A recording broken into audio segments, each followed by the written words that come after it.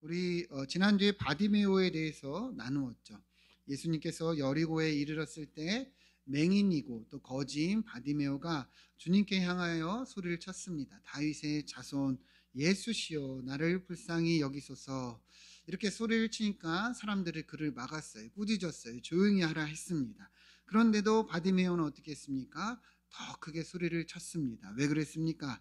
바디메오는 예수님이 누구이신지 알았죠. 예수님이 메시아요, 그리스도요, 또 하나님의 아들인 것을 알기 때문에 그에게 나아가는 것을 포기할 수가 없던 것이었습니다.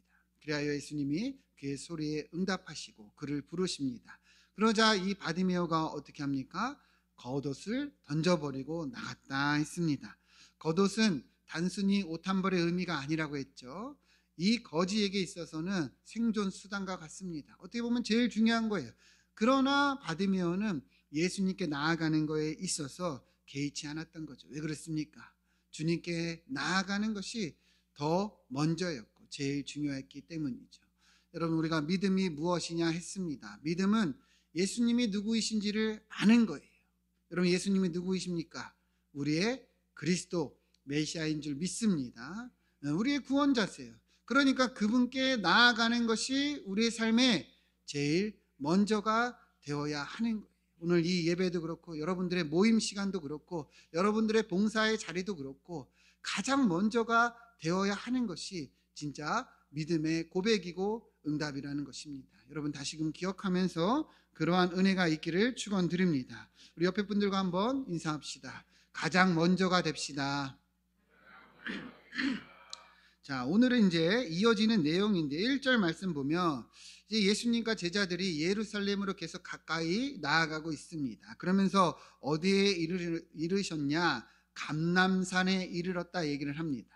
여러분, 감람산 많이 들어보셨죠? 네, 신앙생활 하면서 안 들어본 분들이 없을 거예요. 그럼 여러분, 감람산에 혹시 이 감람이 무슨 뜻인 줄 아십니까? 감람 많이 들어보셨죠? 네. 요즘에 우리 많이 유명한 건데 올리브가 바로 감람이라고 합니다. 여러분 집에서 올리브유 드시나요? 네. 사실 올리브는 알아도 우리 감람은 참 어색한데 그래서 감람산 그러면 무슨 뜻이에요? 올리브산 이런 뜻입니다. 그래서 영어 성경으로도 마운트 오브 올리브 이렇게 되어 있는데 그러니까 올리브산입니다. 왜 올리브산이라고 불렀을까요? 여기서 올리브가 많이 이제 생산이 되어서 그렇게 이름이 유래된 걸로 보이는데요. 성경을 보면 왜 이 산이 자주 언급이 되느냐? 바로 예루살렘으로 향하는 그 길목에 위치해 있고 또 가까웠기 때문입니다. 지리적으로 보면 예루살렘과 한 1km 정도 직선거리로 그 정도 거리였대요. 그러니까 걸어가면 한 10분에서 15분이면 이 예루살렘으로 향할 수 있기 때문에 자주 언급이 됐고 또 특별히 이 감람산에 오르면 예루살렘보다 한 100m 정도가 더 높아서 이 성전과 마을이 내려다 보였다고 합니다. 그러니까 감람산에 이제 자주 오르고 특별히 예수님은 이곳에서 기도를 많이 하셨죠. 여러분 겟세마네 동산 아시죠? 거기가 바로 감람산입니다. 그래서 예수님께서 오늘 본문에서도 이곳으로 향하고 있는 것인데 특별히 여기 보면 감람산 중에서도 벳바게와 베다니에 이르렀다 이렇게 얘기를 합니다. 이 의미는 이 벳이 헬라어로 보면 집입니다. 바게는 무화과를 얘기를 하는데 특별히 무화과 열매 중에서 설익은 열매가 바게 이런 뜻인데 그래서 무화과가 많이 열리는 마을이라 그래서 무화과의 집 뭐 이렇게 이름 지어진 걸로 볼 수 있습니다. 그리고 베다니가 등장을 하는데 여러분 베다니는 많이 들어보셨죠? 네, 베다니는 벳이 또 이것도 집이에요. 마을이에요. 이런 뜻입니다. 그래서 아니는 고통, 뭐 슬픔, 가난 이런 뜻으로 사용이 되는데 그렇게 보면 베다니라는 뜻은 고통의 마을, 고통의 집, 가난의 이 동네 이런 뜻이죠. 그죠? 왜 그렇게 이름이 지어졌겠습니까? 그러한 사람들이 이제 모여 살았기 때문에 이제 그렇게 지어진 것으로 이제 보여집니다. 그래서인지 예수님이 이 베다니에 자주 가셨어요. 여러분 우리가 잘 아는 마르다, 마리아 그리고 또 그의 오빠 누구죠? 나사로 그죠?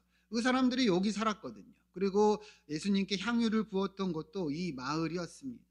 그래가지고 예수님께서 이 베다니에 자주 방문을 하셨고, 그리고 이곳에서 많은 사람들을 만나시고 또 많은 일들을 행하셨는데요.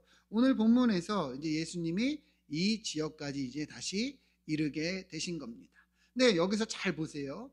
그렇게 익숙한 동네에 오셔서 이제 예수님이 뭘 말씀하시냐? 1절 마지막을 보면 제자 중에 둘을 보내십니다. 그래서 어디를 보내시냐? 2절을 보면 이르시되 너희는 맞은편 마을로 가라. 그러면 거기 들어가면 아직 아무도 타보지 않은 나귀 새끼가 매어 있는 것을 보리니 풀어서 끌고 오라, 이렇게 얘기를 합니다. 여러분 상황이 이해되십니까? 예수님께서 이 지역에 이르러서 제자 중에 둘을 보내시면서 야, 저기 마을로 가면 나귀가 한 마리 묶여 있을 거야. 가서 데리고 와, 풀어서 가져와, 이렇게 말씀을 하셨다는 거예요. 여러분 이렇게 읽으면 뭐 그런가 보다 하겠지만 사실 이 의미를 잘 보면 굉장히 황당한 그런 예수님의 말씀인데요. 왜 그렇습니까?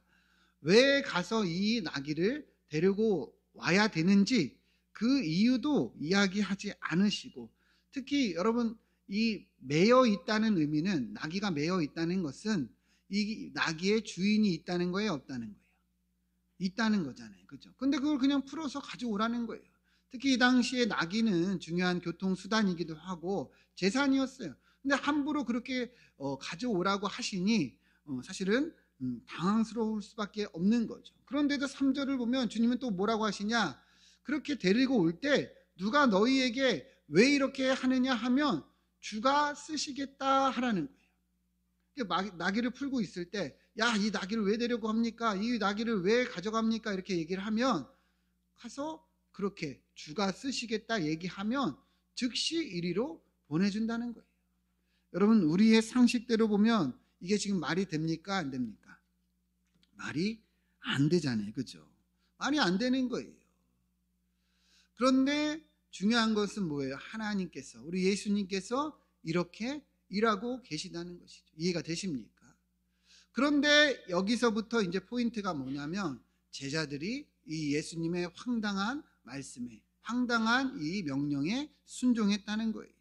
본문을 보면 뭐 더 묻거나 더 따지거나 왜 그래야 되는지 이야기하지 않고 제자들이 그냥 나아갑니다. 그래서 4절을 보면 제자들이 정말 건너편 마을로 가니까 가서 보니까 나귀 새끼가 있어요, 없어요?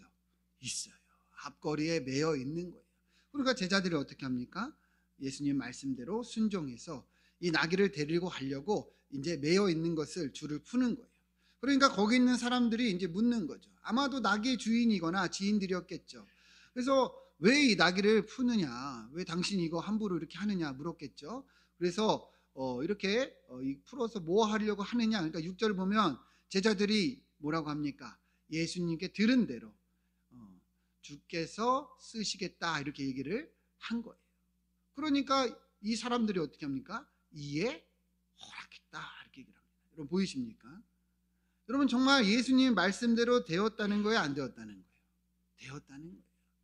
너무도 황당한 이제 그런 말씀이고 황당한 그런 이제 그 명령인데 그렇게 말씀대로 행하니까, 순종하니까 이루어졌다는 것이죠. 여러분 이것이 오늘 말씀의 시작이고 또 제일 중요한 포인트이기도 합니다. 여러분 예수님의 명령은 우리 인간적인 생각으로 보면은 이해되지 않는 거예요. 더욱이 주가 쓰시겠다 얘기를 했을 때 사람들이 이렇게 허락했다는 것은 말이 되지 않는 겁니다. 그런데 중요한 것은 우리 주님은 그렇게 일하신다는 거예요. 여러분 이것이 보여야 되는 겁니다. 우리의 생각대로, 우리의 계산대로가 아니라 하나님은 하나님의 뜻과 하나님의 생각대로 일하신다는 것이죠. 중요한 것은 제자들이 그의 말씀대로 순종하니 그 일이 이루어졌다는 거예요. 우리의 신앙생활도 똑같은 겁니다. 우리가 매주 말씀을 듣고 또 묵상하고 매일 또 큐티하고 또 통독하지만 말씀대로 살아가는 것이 쉬운 길이 아니에요. 내 생각대로 볼 때, 내 계산대로 볼 때 여러분 이해가 되지 않죠. 굳이 왜 11조를 해야 됩니까? 이해되지 않아요. 내 돈이 나가는 거로 느껴질 수 있죠. 내가 왜 낮아져야 합니까? 내가 왜 섬겨야 합니까? 내가 왜 손해봐야 합니까? 어떻게 으뜸이 되고자 하면 종이 되어야 합니까? 여러분들의 이해대로, 우리의 생각대로, 세상의 가치와 기준대로 보면 말이 안 되잖아요. 그죠? 그러나 우리 주님은 그렇게 명령하고 있다는 거예요. 중요한 것은 무엇입니까? 그렇게 그 말씀에 순종하고 나아갈 때 그 뜻이 이루어진다는 거예요. 여러분 믿으십니까? 내가 낮아지고 내가 섬기고 내가 헌금하고 그럴 때 손해볼 것 같지만 절대로 그렇게 되지 않는다는 거예요. 오히려 우리를 통해서 하나님의 뜻이 이루어지고 오히려 우리를 통해서 교회가 하나 되고 세워지고 그리고 화목과 화평이 이루어진다는 것이죠. 여러분 우리가 잘 아는 여리고성 전투 내용 아시죠? 이스라엘이 가나안 땅에 처음 들어가서 이 가나안 문화의 대단한 성 앞에서 이제 전쟁을 치러야 합니다. 그런데 하나님께서 이 민족에게 무엇을 명하셨느냐? 여호수아서 6장 2절에서 3절 보면 하나님께서 여호수아에게 뭘 명령하셨냐? 잘 보세요. 내가 여리고와 그 왕과 용사들을 내 손에 넘겨 주었으니 너희 모든 군사는 그 성을 둘러 성 주위를 매일 한 번씩 돌되 엿새 동안을 그리하라 말씀합니다. 여러분 하나님이 주신 전략이 뭐예요? 이 거대한 성을 앞두고 매일 그 성을 한 번씩 돌라는 거예요. 그리고 마지막 날에 몇 번 돌래요? 엿새 동안 그리하고 마지막에는 또 7번 돌라 말씀하셨는데 여러분 우리의 생각대로 보면 전쟁을 앞두고 있으면 뭘 해야 됩니까? 전략을 짜거나 그죠? 무기를 만들거나 아니면 이 성이나 이 지역에 무엇이 약하고 어디가 약점인지 뭐 그런 것들을 찾아야 되겠죠. 근데 하나님은 뭘 말씀하세요? 그냥 돌라는 거예요. 왜 그렇습니까? 2절이 중요한 거죠. 하나님 뭐라 그래요? 이미 이 여리고와 왕과 용사들을 너희 손에 넘겨 주었다는 거예요. 그러니까 전쟁의 이 성패는 누구 손에 있다는 거예요? 하나님 손에 있다는 거죠. 그럼 너희는 뭘 해야 된다는 거예요? 주의 말씀에 순종하면 된다는 것입니다. 여러분 이것이 하나님이 일하시는 원리예요. 우리의 생각과 우리의 뜻대로 여러분 우리가 될 것 같죠? 그렇지가 않다는 거예요. 우리 삶을 보세요. 내가 사는 것 같고 내가 노력해서 내가 삶을 이루는 것 같지만 절대로 그렇지가 않다는 것이죠. 하나님의 인도하심이 없이는 하나님의 도우심이 없이는 이루어지지 않는다는 거예요. 그러니까 오늘 말씀을 보면서 우리도 무엇을 바라봐야 될까요? 앞서도 우리가 믿음이 뭐라고 그랬습니까? 하나님이 우리 삶에 가장 먼저가 되는 것이다 그랬죠. 여러분 우리가 하나님 앞에서 하나님의 뜻을 향해 하나님 말씀에 순종할 때 그것이 먼저가 될 때 오늘 말씀처럼 주의 뜻이 이루어진다는 것을 우리는 분명히 알 수가 있는 것이죠. 여러분들의 삶에 무엇이 가장 먼저입니까? 여러분들은 여러분들의 계산대로 여러분들의 이 생각대로 이해대로 살아가고 있습니까? 아니면 주의 말씀 앞에 순종하며 그것이 먼저 되어 있습니까? 우리가 돌아봐야 한다는 것이죠. 시편 119편 105절 말씀 보면 이렇게 얘기합니다. 주의 말씀은 내 발의 등이요 내 길의 빛이니이다. 아멘. 여러분 주님의 말씀이 우리를 인도하신다는 것이잖아요. 그죠? 여러분들에게 스스로 한번 질문을 해보세요. 나는 무엇으로 살고 있는가? 나는 무엇으로 내 삶을 살아가고 있는가? 여러분들이 어디에 마음을 두고 어디에 기준을 두고 무엇을 따르고 있는가? 여러분 이해되지 않고 계산대로 되지 않고 내 생각대로 되지 않아도 하나님의 말씀이 하나님의 뜻이 먼저가 되기를 축원드립니다. 전쟁은 누구에게 속해 있습니까? 하나님께 속해 있는 거예요. 우리가 그의 뜻을 따라 행할 때 하나님께서 일하심을 경험하게 되는 것이고 우리가 할 수 없는 모든 일들이 여러분의 삶에 이미 이루어져 있는 거죠. 여러분 이스라엘 백성들이 여리고성을 싸워서 이길 수 있는 그런 성이 아니에요. 그러나 말씀대로 행하고 돌고 순종하니까 어느덧 그 여리고성이 어때요? 무너져 있는 것이지요. 여러분들이 섬기고 사랑하고 애쓰고 낮아지고 하다 보면 여러분 어느덧 여러분들의 앞에 있는 그 거대한 성이 무너져 있는 거예요. 주님의 이 말씀에 따라 순종하며 그러한 역사와 은혜가 여러분들 삶에 있기를 축원드립니다. 그리하여서 제자들이 이제 나귀를 데리고 왔단 말이에요. 그래서 7절 말씀 보면 예수님이 이제 나귀 새끼를 끌고 와서 이제 타려고 하는데 이제 사람들이 이제 그 겉옷을 그 위에 얹어 놓습니다. 이 의미가 뭐예요? 예수님께 이 겉옷을 내어드림으로 예수님이 이 나귀를 타는 것을 이렇게 준비한 것이죠. 그래서 예수님이 나귀를 이제 타셨다 말씀을 하는데요. 여러분 사실 예수님이 갑자기 왜 이렇게 나귀를 타시는가? 여러분 이것이 이제 중요한 부분이 되겠죠. 여러분 지금까지 우리가 마가복음을 나누었지만 나귀를 타고 이동하신 적이 있습니까? 없습니까? 없어요. 그죠? 예수님은 그저 제자들과 함께 동행하시면서 함께 하시면서 때로는 배를 타시기는 하셨지만 이러한 짐승을 타신 거에 대한 내용이 없습니다. 그런데 갑자기 왜 나귀를 데려오라 하시고 나귀를 타시는가? 여기에 의미가 있는 거죠. 우리 스가랴서 9장 9절 말씀 보면 스가랴 선지자가 이렇게 예언을 했어요. 시온에 따라 크게 기뻐할지어다 예루살렘에 따라 즐거이 부를지어다 보라 너의 왕이 너에게 임하시나니 그는 공의로우시며 구원을 베푸시며 겸손하여서 나귀를 타시나니 나귀의 작은 것 곧 나귀 새끼니라 이렇게 얘기를 합니다. 스가랴 선지자가 뭘 예언을 했어요? 왕이 오실 때 구원을 베푸시는 공의로운 왕이 오실 때 뭘 타고 오신다는 거예요? 나귀, 그 중에서도 나귀의 새끼를 타고 오신다 분명하게 예언을 했습니다. 그러니까 예수님께서 왜 나귀를 데려오라 하시고 이 나귀 새끼를 타시는가? 예수님이 지금 바로 그 왕이심을 드러내고 있는 것이죠. 모든 선지자들의 예언을 이루시고 예수님이 그렇게 공의로우시며 구원을 베푸시고 겸손하신 왕이심을 나타내고 있는 거예요. 여러분 이해가 되십니까? 그러니까 예수님이 누구세요?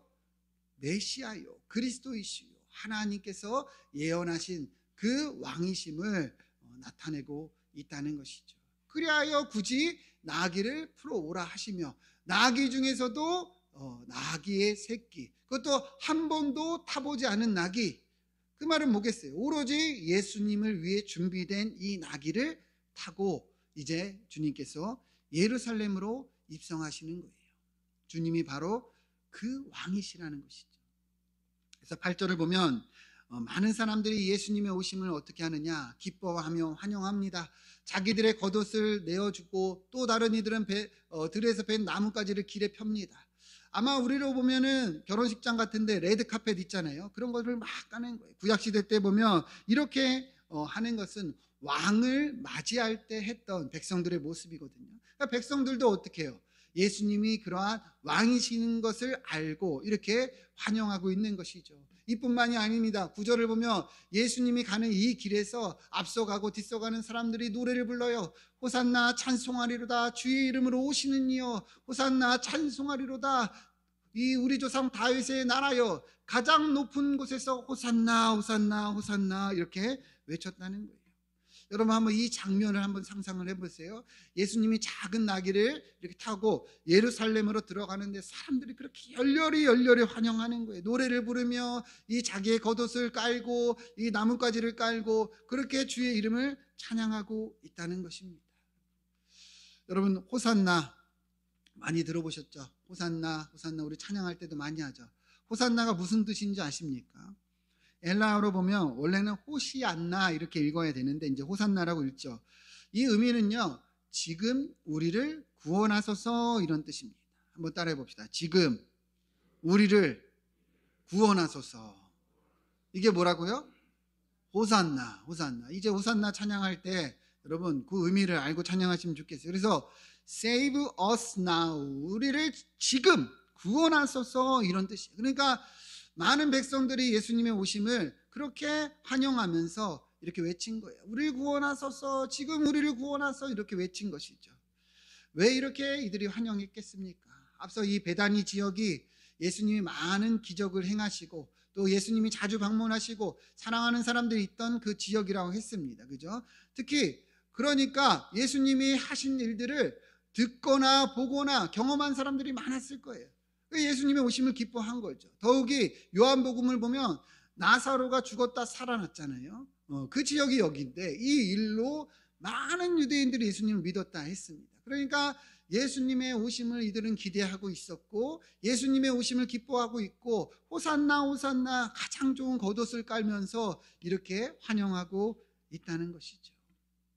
여러분 그렇게 환영을 하고 있는데 근데 중요한 것은 여러분 이 사람들이 예수님을 환영하는 이유가 이 궁극적인 목적이 무엇이냐. 사실은 이 호산나라는 앞서 이 의미에 다 들어 있습니다. 호산나가 무슨 뜻이라고 그랬어요? 지금 우리를 구원하소서. 그러니까 이들은 예수님의 오심을 환영합니다. 기뻐합니다. 근데 뭘 요청하고 있는 거예요? 지금 우리를 구원하소서. 그것을 바라고 지금 열렬히 환영하고 있는 거죠.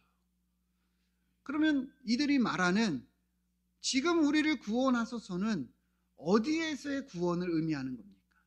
뭐에서 구원을 바라면서 이들이 예수님을 환영하는 거예요? 간단합니다. 이들이 지금 처한 현실이죠. 로마의 지배 아래, 속국 아래 너무도 처절하게 사는 거예요. 이들의 압제와 핍박을 당하며 너무 많은 이 세금을 추징당하며 살기가 어려운 것이죠. 그러니까 이러한 이 속국에서 구원해 달라. 호산나 호산나 외치고 있는 거예요. 유대인들은 그러한 메시아를 기대했습니다. 그 메시아가 올 때, 구약에서 말씀하신 메시아가 올 때 우리를 이 속국에서 구원하고 다시 다윗의 때처럼 우리나라가 강대국이 되고 그렇게 부유한 나라가 될 것이다. 그런 기대를 가지고 있었습니다. 그래서 호산나를 외치고 있는 거예요. 그러니까 여러분 이들의 환영과 이들의 열렬한 이런 찬양은 그 이유와 목적이 다 어디를 향하고 있는 거예요? 자기들을 향하고 있다는 것을 알 수 있는 것이죠. 여러분 그런데 예수님은 왜 지금 예루살렘으로 향하고 계십니까? 왜 나귀를 타십니까? 예수님이 어떤 왕이심을 보여주고 있습니까? 주님이 이 땅에 오신 이유, 특히 예루살렘을 향하고 있는 이유는요, 십자가를 지러 가시는 거예요. 다시 말하면 죽으러 가시는 겁니다. 왜 죽으러 가십니까? 우리를 죄와 사망의 권세에서 구원하시기 위함이죠. 저들이 말하는 로마에서의 구원이 아니라 죄와 사망의 권세에서 구원하시기 위해서 주님은 이 길을 가시는 거예요. 그러니까 이들이 바라는 메시아예요, 아니에요? 아니라는 거죠. 이들이 환영하고 환호하는 이 목적은 다 자기들에게 향하고 있었던 거죠. 주님이 가시는 길은 어디인지 보지 못하고 그냥 환영하고 있었던 거예요. 그래서 나중에 예수님이 자기들이 바란 메시아가 아닌 것을 알았을 때 이 사람들이 어떻게 합니까? 예수님을 향하여 침을 뱉고 모욕하며 십자가에 못 박으라 소리친 거예요. 왜요? 내가 말하는 메시아가 아니기 때문이죠. 여러분 이것이 우리에게도 똑같은 거예요. 오늘도 우리가 이 시간에 예배하러 나왔습니다. 오늘도 우리가 이 시간에 찬양합니다. 오늘도 우리가 이 시간에 주님께 경배합니다. 왜 예배합니까? 왜 경배합니까? 여러분들의 이 믿음과 신앙은 이 이유와 목적이 어디로 향하고 있냐는 것이죠. 그저 이 땅에서 내가 잘 먹고 잘 살고 그저 이 땅에서 내가 부유하고 평화를 누리고 그렇게 우리도 이 많은 유대인들처럼 그러한 내가 말하는 메시아, 내가 원하는 그런 구원을 향하여 예수님께 또 우리 주님께 예배하고 있지 않냐는 것이죠. 여러분 우리가 주님을 찬양하고 예배하는 것은 그러한 이유와 목적이 되어서는 안 된다는 거예요. 주님이 우리를 위해서 어떤 길을 가시는지를 우리가 알고 그 길을 바라보면서 예배하고 찬양해야 되는 것이죠. 내 뜻이 아니라 하나님의 뜻을 구하는 것이 믿음이고 내 뜻을 바라고 내가 원하는 메시아가 아니라 주님이 우리를 위해서 오신 그 메시아를 향하여 우리는 예배해야 된다는 것이죠. 예수님도 그래서 십자가를 앞두고 뭐라고 말씀하셨습니까? 마태복음 26장 39절 보면 조금 나아가서 얼굴을 땅에 대시고 엎드려 기도하여 이르시되 내 아버지여 만일 할만하시거든 이 잔을 내게서 옮겨 주옵소서 지나가게 하옵소서. 예수님은 십자가의 이 고난을 앞두고 이 길이 너무도 어렵고 힘들어서 하나님께 그렇게 기도를 했습니다. 그러나 내 뜻은 그렇지만 궁극적으로 예수님께서 뭐라고 기도하십니까? 나의 원대로 마시옵고 아버지의 원대로 하옵소서. 예수님은 십자가의 고난을 앞두고 이렇게 기도하셨다는 것이죠. 이 잔을 지나가게 하옵소서. 이게 예수님이 인간으로서의 바라는 그런 모습이었어요. 그러나 자기의 뜻이 아니라 하나님의 뜻을 구하는 것을 주님은 기도하셨다는 것이죠. 여러분, 우리도 똑같은 거예요. 예수님은 우리의 구주로 선생으로서 이 믿음의 길이 무엇인지 분명히 보여주셨습니다. 믿음은 내 뜻이 아니라 하나님의 뜻을 구하는 것이고 하나님의 뜻을 따라가는 것입니다. 내가 바라는 삶이 아니라 하나님이 원하시는 삶, 내가 바라는 축복이 아니라 하나님이 원하시는 축복을 구하고 따르는 것이 믿음이라는 거예요. 왜 그렇습니까? 주님은 우리의 생각보다 크시고 우리의 바람보다 크시고 우리가 기대하는 것보다 더 좋은 것을 우리에게 주시기 때문이지요. 우리 스가랴서 9장 9절 보면 스가랴 선지자는 메시아가 올 때 이렇게 얘기했어요. 그가 나귀를 타신다. 나귀의 작은 것, 곧 나귀 새끼를 탄다. 그는 겸손하신 분이시다. 근데 중요한 것은 스가랴 선지자는 그분을 뭐라고 고백하고 있느냐? 내 왕이다. 내 왕이 내게 임하신다. 이렇게 말씀하셨습니다. 여러분, 예수님은 우리의 누구십니까? 왕이십니다. 여러분 고백하십니까? 예수님이 우리의 구주시오, 구원자시고 우리의 주인이시라는 거예요. 여러분, 이게 철저히 고백이 되어져야 되는 거예요. 믿음은, 신앙은 간단합니다. 주님이 내 삶의 왕이 되는 거예요. 그래서 주님의 통치 아래 사는 거예요. 주님의 인도하심 아래 사는 거예요. 그리고 그것이 진정한 축복인 것을 경험해 가는 것입니다. 우리 시편 23편 1절 우리 너무 잘 알죠. 여호와는 나의 뭐라고 얘기합니까? 목자. 여러분, 목자가 뭐예요? 우리를 이끄시는 분이라는 거죠. 우리의 왕이시라는 것이죠. 우리의 주인이라는 거예요. 그분이 우리의 목자가 되시고 왕이 되실 때 우리의 삶에 부족함이 있다는 거예요? 없다는 거예요? 없다는 거예요. 근데 여러분, 부족함이 있습니까? 없습니까? 여러분, 여전히 계속 부족하다 하잖아요. 그죠? 여전히 내가 부족함을 느끼잖아요. 왜 그런 걸까요? 하나님이 우리 삶의 왕이 아니기 때문이에요.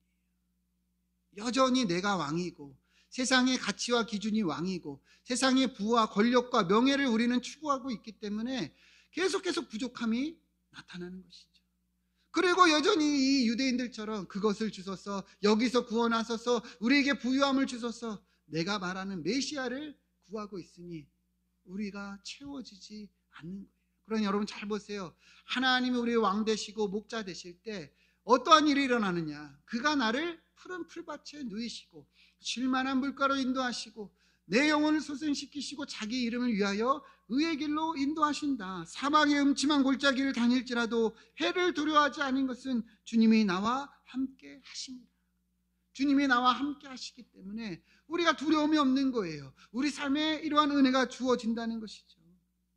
우리 6절 마지막 같이 한번 읽어보겠습니다. 6절 시작. 내 평생의 선하심과 인자하심이 반드시 나를 따르리니 내가 여호와의 집에 영원히 살리로다. 아멘. 여러분, 그러한 은혜가 있기를 축원드립니다. 우리가 이 시간에 왜 예배합니까? 왜 찬양합니까? 우리가 이 유대인들처럼 내가 바라고 내가 원하는 그런 목적이 아니라 우리 주님이 왕이시고 우리 주님의 뜻을 구하기에 우리가 예배하고 찬양하고 주님이 우리에게 베푸신 그 은혜를 바라보며 우리가 경배하기를 소망합니다. 주님이 내 삶의 왕이 되실 때, 주님의 이 인도하심을 따를 때, 주의 말씀을 따라 행할 때 우리에게 이러한 축복이 주어질 줄 믿습니다. 이번 한 주도 그러한 은혜가 있기를 주의 이름으로 축원드립니다. 같이 기도하겠습니다.